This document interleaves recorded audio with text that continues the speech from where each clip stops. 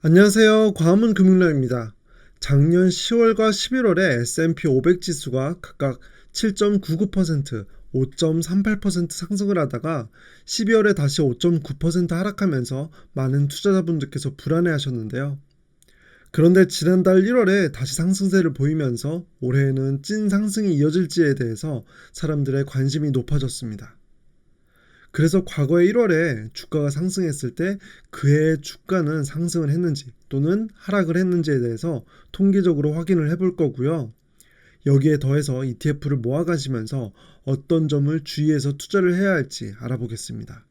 영상 보시기 전에 좋아요와 구독하기 그리고 알림 설정 부탁드립니다. 작년 한 해는 처음 주식 투자를 시작하신 분들께는 참 불안하고 견디기 힘든 한 해였습니다. 최근 10년 동안 보면 S&P 500 지수가 작년처럼 많이 하락했던 때가 없었거든요. 2015년에 0.73%, 2018년에 6.24% 하락하긴 했지만 상대적으로 하락폭이 적었고요. 다른 해에는 보통 10%가 넘게 상승을 해서 작년과 같은 하락이 좀 당황스럽게 느껴질 수밖에 없었습니다. 더군다나 10월하고 11월에 주가가 상승을 하면서 이제는 진짜 반등을 하는 건가 했던 분위기가 12월에 찬물이 끼얹어졌죠. 보통 12월 크리스마스 전후로 주가가 상승을 하는 산타랠리를 기대를 하는데요. 오히려 하락하면서 불안감이 다시 커졌습니다.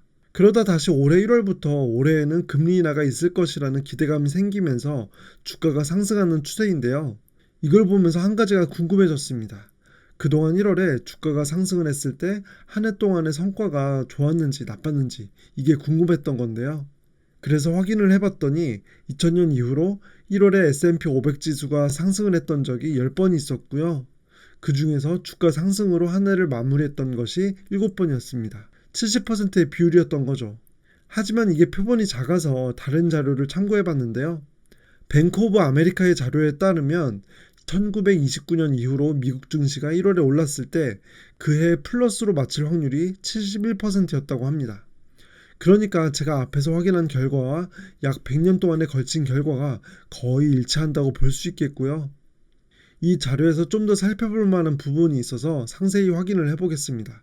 지금 보시는 표처럼 코스피나 신흥국 주식, 리츠 등의 여러 투자 상품에 투자를 할 때 2년 연속으로 성과가 최하위였던 자산이 다음 해에 반등하지 못했던 적이 없었습니다.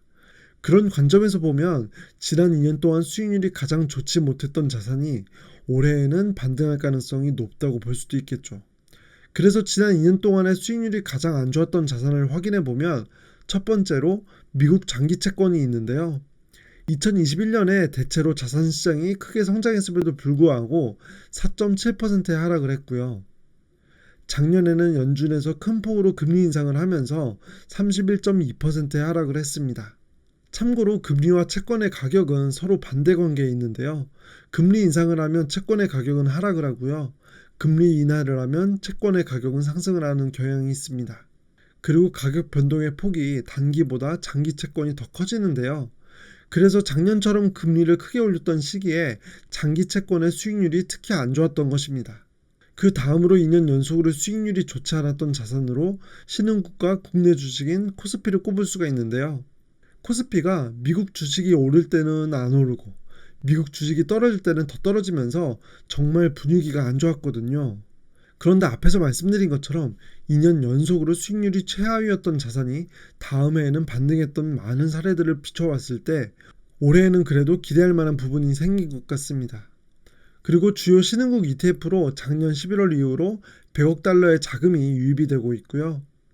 올해는 우리나라 코스피 지수도 크게 상승하면서 분위기가 상당히 좋죠. 제 광화문 금융로 채널의 대표 슬로건이 잃지 않는 투자인데요.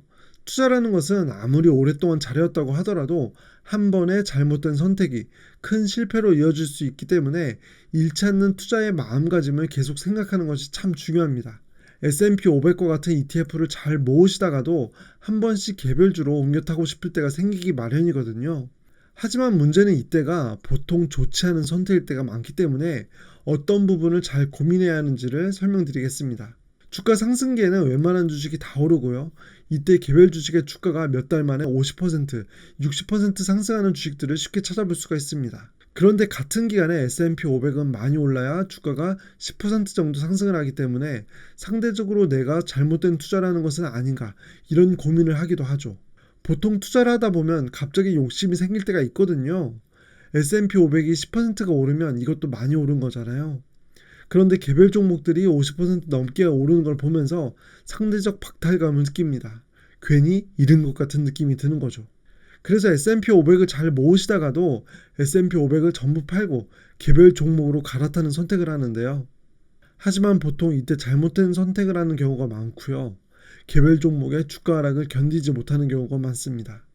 예를 들어 많은 사람들이 우량주라고 해서 투자를 했던 테슬라도 한때는 주가가 400달러를 넘기기도 했지만 최근에 100달러 가까이까지 하락을 했고요. 좋은 주식은 주가가 하락하면 더 열심히 사야 한다는 것을 머리로는 이해를 하고 있지만 막상 현실이 되면 불안해서 매수하기 어렵습니다. 더군다나 우리는 과거에 잘 나갔던 기업이라고 할지라도 환경의 변화에 잘 맞추지 못하면 한순간에 도태되는 것을 많이 확인을 했잖아요. 이런 것들을 잘 알고 있기 때문에 우리는 이런 개별주에 투자를 할 때 주가가 하락을 하면 불안감이 커질 수밖에 없습니다. 그래서 개별 종목은 주가 하락기에 투자 심리를 더 취약하게 만들죠. 그래서 이런 개별주에 투자를 할 때는 단순히 주가 흐름에 휘둘리지 않을 정도로 내가 해당 기업에 대해서 확신을 갖고 있어야 하고요. 주가가 크게 오르면 크게 하락할 수 있다는 것을 알고 현금도 ETF에 투자할 때보다 상대적으로 더 보유하는 것이 필요합니다. 그리고 개별 기업은 경영인의 잘못된 판단에도 크게 영향을 받기 때문에 이런 부분에도 취약하다는 것을 생각을 해야 하고요. 그래서 상대적으로 꾸준히 오랫동안 자산을 모아간다는 개념으로 개별주를 추천하기에는 조금 어렵지 않을까 이렇게 생각을 합니다. 반대로 ETF는 자산을 모아간다는 개념에 더 가까운 투자를 할 수 있는데요. ETF에서 투자를 하는 몇 개의 기업의 경영 성과가 좋지 않아도 다른 기업들의 좋은 성과를 메꿀 수가 있고요.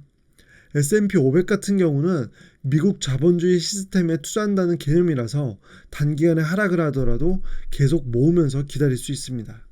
아무래도 미국 주식시장이 망하는 건 상상하기 어렵기 때문이죠. 그런데 가끔 개별 주식을 투자를 하시는 분들 중에 ETF에는 잘 알지도 못하는 종목들이 너무 많아서 투자를 할 수 없다고 하시는 분들이 계시는데요.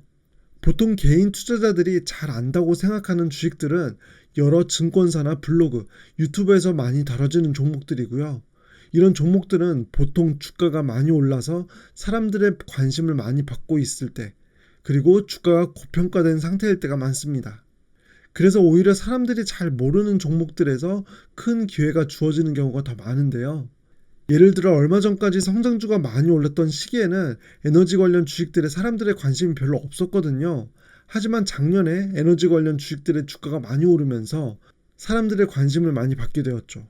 그래서 이런 주가와 상관없이 스스로 투자 기회를 포착할 수 있는 능력이 있다면 개별주 투자를 하는 것이 좋을 수 있지만 그렇지 않다면 ETF를, 그 중에서도 S&P 500 ETF를 모아가는 것이 결국엔 더 좋은 선택이 될 것이라고 생각합니다. 오늘 제가 준비한 영상은 여기까지고요. 저는 제 영상이 마음 편한 개미님들께 행운을 가져다 드릴 수 있길 바랍니다.